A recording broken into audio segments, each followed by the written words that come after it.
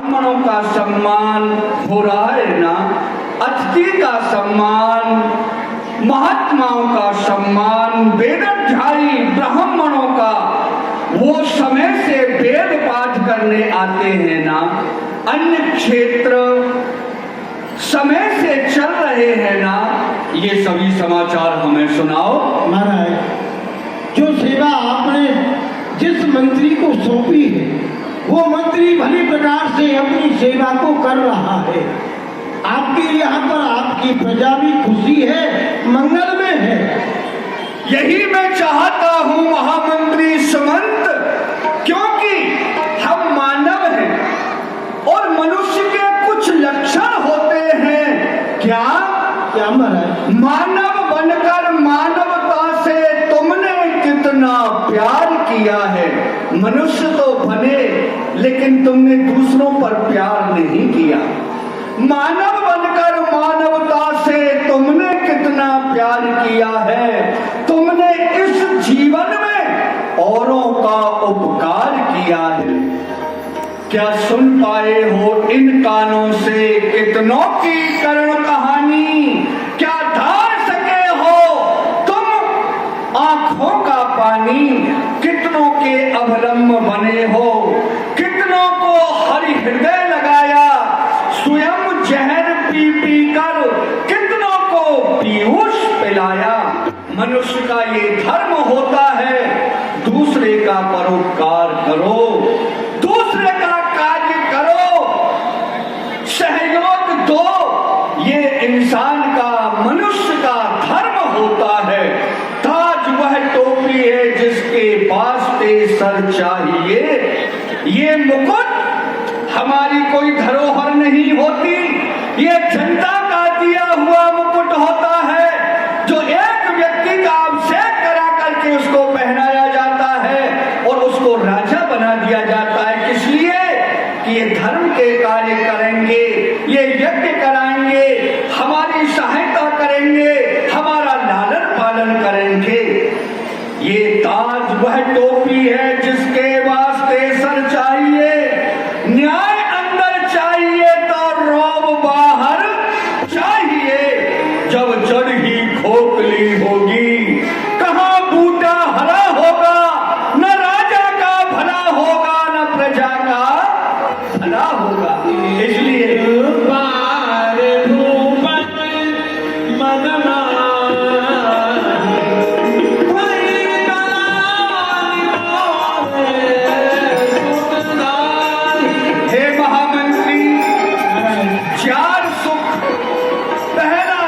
निरोगी काया, परमात्मा की कृपा से पहला सुख होता है हमारा ये शरीर निरोग हो।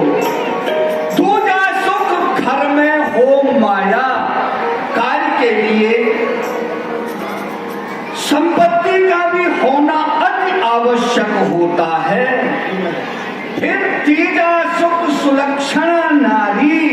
घर में आज्ञाकारी पत्नी होनी चाहिए, पतिव्रता पत्नी होनी चाहिए, पति की आज्ञा माने ऐसी अर्धांगिनी होनी चाहिए। और चौथा सुख सुत आज्ञाकारी संतान है नहीं महाराज। जैसे सुत का नाम आया, वही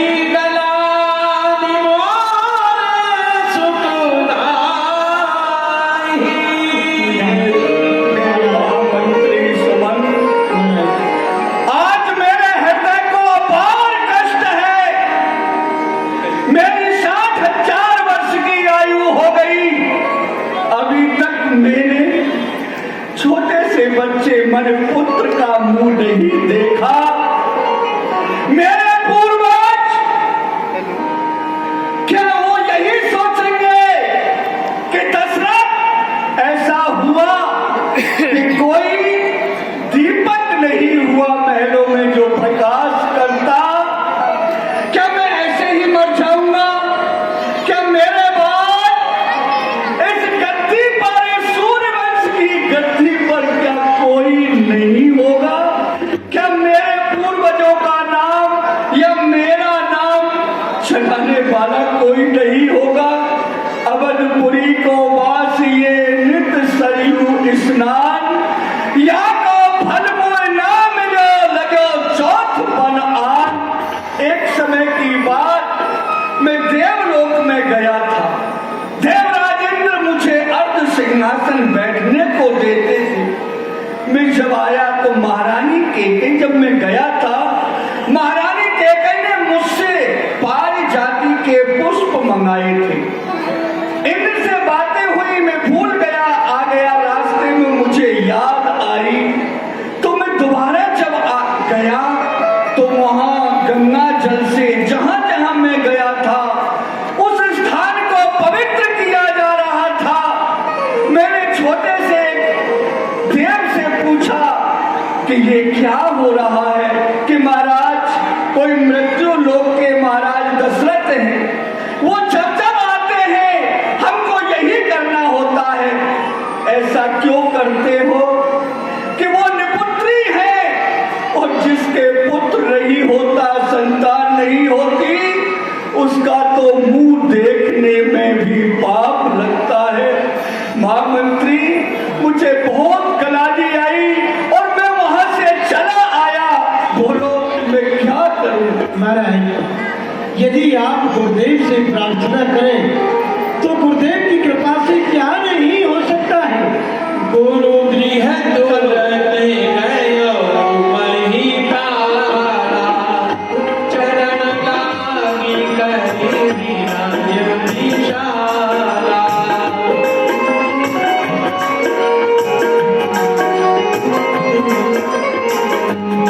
निज दुख सुख सब गुरु ही सुनायो, कहीं वशिष्ठ बहुविधि समझायो।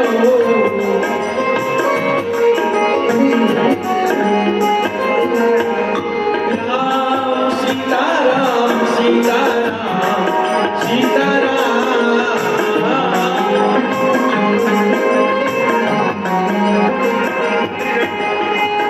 गुरु जी को जाके प्रणाम किया। महाराज दशरथ प्रार्थना करने लगे, हे गुरुदेव, स्वामी तीनों विवाह किए,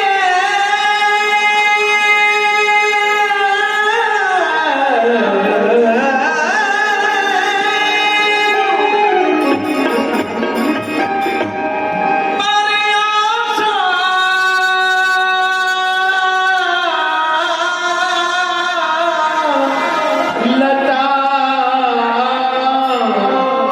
हरी न हुई,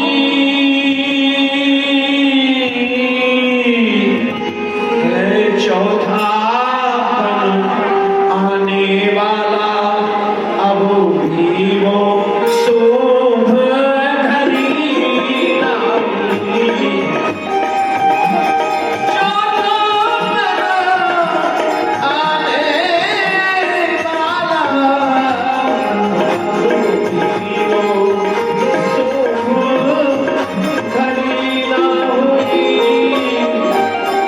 पूज्य पाठ, आज जो मैं आया हूँ, आज मेरे हृदय में बड़ा कष्ट है। पूज्य पाठ, आपके कहने से मैंने 3 विवाह किए, लेकिन अभी तक मुझे संतान का दर्शन नहीं हुआ। वो वृक्ष निरर्थक है स्वामी, जिसमें एक भी फल होवे, वो मेघ कहाँ शोभा पाता, जिसमें न बूंद भर जल होवे। मैं ज्यादा नहीं एक सुत हो जो नाम चलाने वाला हो, इस राज मुकुट का अधिकारी और वंश बढ़ाने वाला हो। बस मैं ज्यादा नहीं चाहता गुरुदेव। क्या मेरे महलों में कोई पुत्र नहीं होगा? क्या मैं निपुत्री ही मर जाऊंगा? क्या हुई हाई सुत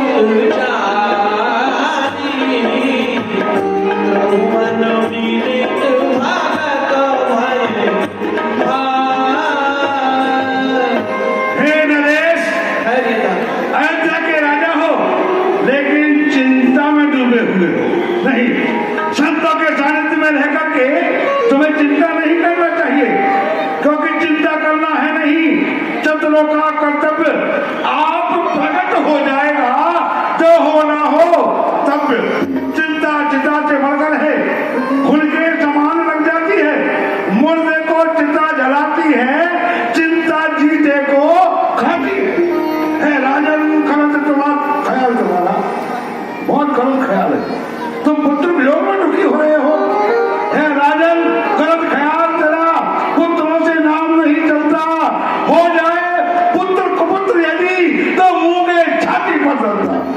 पहले पुरखों का, तुम्हारे पूर्वज और हुए हैं क्या? पिछले पुरखों का पुत्रों ने नाम चलाया है क्या? ध्रुव प्रहलाद आदिकों का पुत्रों ने नाम चलाया है?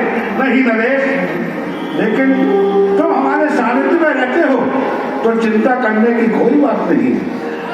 धीर हुई है सुत जारी, 4 होंगे, 1 नहीं, 2 नहीं, 3 नहीं, 4 पुत्र होंगे और इतना उनका नाम होगा। जय हो। लेकिन गुरुदेव वो कब होंगे, कैसे होंगे? अवश्य विधि भी है उसकी होने की। ऐसा करो, एक विशाल यज्ञ तुम्हें करना पड़ेगा। सरयू मनोरमा गंगा घाट के किनारे तुम्हें एक वेदी बनवानी है हवन यज्ञ की, और लोकपाट राजा के यहाँ विभांडव ऋषि के पुत्र श्रृंगी ऋषि रहते हैं पटना देश में।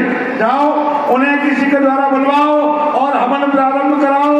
अग्निदेव भगवान की कृपा से पुत्र तुम्हें अवश्य प्राप्त होंगे। जो आज्ञा गुरुदेव।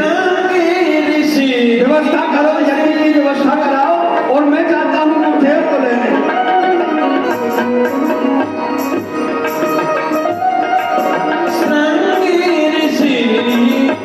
वशिष्ठ बुलावा पुत्र का शुभ करा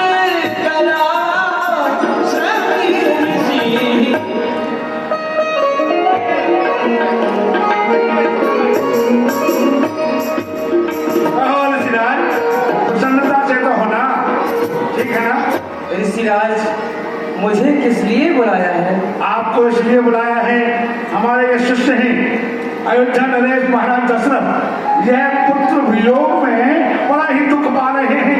चौथी अवस्था आ गई है, अब जाकर इन्हें ख्याल आया है और आप पुत्र एक यज्ञ कराने में निपुण हैं, इसलिए सारी तैयारी हो चुकी है, इस यज्ञ को प्रारंभ कीजिए। तो आइए, विलंब किस बात का? आइए आइए आइए, चलो नरेश।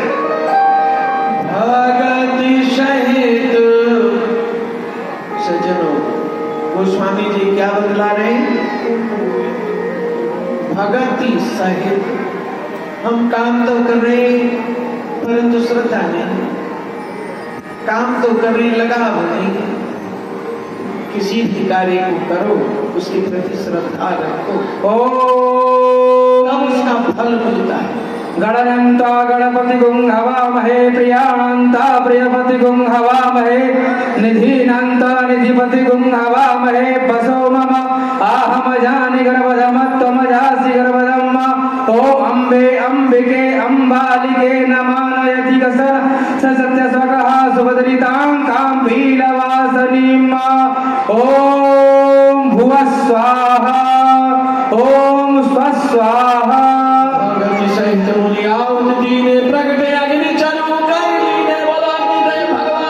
हे ऋषिराज, बार बार मैं आहुति दे रहा हूँ लेकिन अग्निदेव अभी प्रकट नहीं हो रहे, कारण क्या है? दर्शन नहीं दे रहे हैं।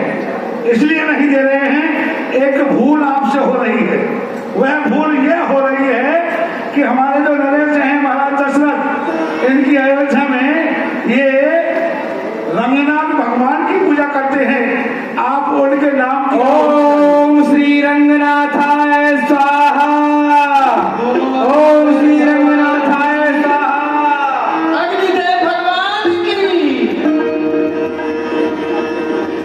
अग्निदेव खीर लेकर के प्रकट हुए और उन्होंने कहा, राजा ये ले जाओ। ऋषिराज, जो आपने हमने अपने हृदय में सोचा और विचारा है वह अवश्य पूरा होगा। और राजन, यह हमें ले जाओ, इसी में तुम्हारा कल्याण है। 4 पुत्र सुंदर होंगे तुम्हारे, यही मेरा वरदान है। भगवान की। तब वो दृश्य पावक भय अंतर ध्यान हो गए। राजा हवि को लेकर के महलों में आए। अरे रामा रामा राम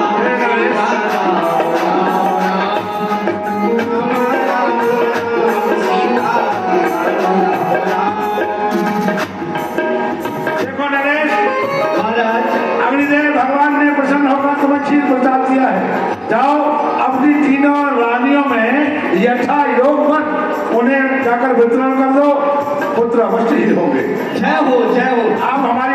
चलिए। हाँ वहीं ले जाइए। वही राय नारी बुलाई कौशल्या कौशल्या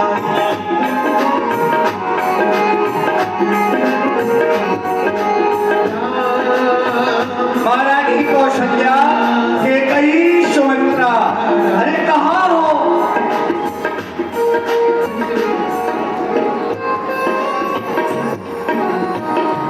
स्वामी ये गुरुदेव के द्वारा श्रृंगी ऋषि महाराज के द्वारा मनोरमा घाट पर पुत्रष्टि यज्ञ हुई और अग्निदेव प्रकट होकर के ये आशीर्वाद दिया है, ये चुरू दिया है, मैंने खीर दी है और कहा है कि सुंदर 4 पुत्र होंगे, ये मेरा वरदान है। ये लीजिए अग्निदेव का प्रसाद है, यथा योग भाग बना करके और पालेना। भगवान की कृपा हुई तो 4 पुत्र होंगे, 4। अच्छा, हमारे यहाँ 4 पुत्रों का जन्म होगा। हाँ ठीक है स्वामी, ठीक है। गोस्वामी जी ने बतलाया, क्या आप लोगों को याद है पिछले वर्ष मैंने बतलाया अग्निदेव के द्वारा जो पुत्रों की प्राप्ति हुई, कितने पुत्र हुए थे कुछ पता है किसी को? है? चलो एक को, हाँ कुछ ना कुछ तो हुआ ही होगा, नहीं एक तो ठीक हो गया। नहीं, प्रधानी ने भी इसका मतलब ध्यान कर ही दिया। गोस्वामी जी ने यहां बतलाया क्या, अर्ध भाग आधा भाग कौशल्या ही दीना, उभय भाग जो शेष आधा बचा आधे कर कीन्हा, आधा आधा कैकेयी सुमित्रा को दे दिया। इसके बाद कैकेयी सुमित्रा जब प्रसाद लेने लगी तो सुमित्रा के हाथ से, क्योंकि लीला आगे करनी है ठाकुर जी को, तो उसकी रचना रचा के तैयार रखते। रचना आप आयोजन किए, पहले से स्थान को साफ कराया, पांडाल